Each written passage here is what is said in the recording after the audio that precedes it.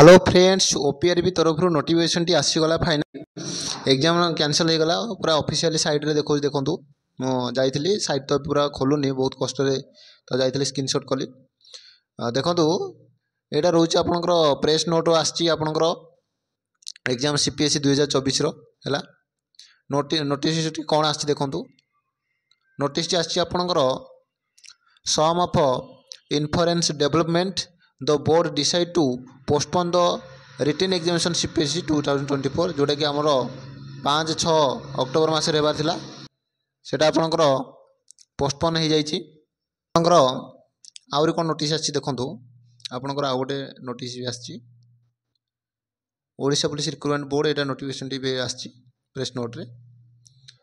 कौन करवा एसआई तो जाइए धरा पड़ती पिला माने आमर आउ गवर्नमेंट तो ताऊपर किसी एक्शन नौनी अलाउंस हो गले खाली किसी हेनी माल प्राक्टिस हेनी क्वेश्चन लीक हेनी किंतु ताऊपर किसी भलसे एक्शन ना खाली लेखा लेखार रही जाऊँगी आउ लगुच वर्ष किसी एग्जाम हो पारनी बोधे देखो आर एग्जाम टी अच्छी टीसीएस को दिखाई आर प्रिपरेशन करूँ या तो पोस्टपोन है केवे पुणी हम तार किसी ठीक ना ये केस है एतिकी एज रिलैक्सेशन होनी से पोस्टपोन हो जाऊँगी क्वेश्चन लीक हो जाऊँगी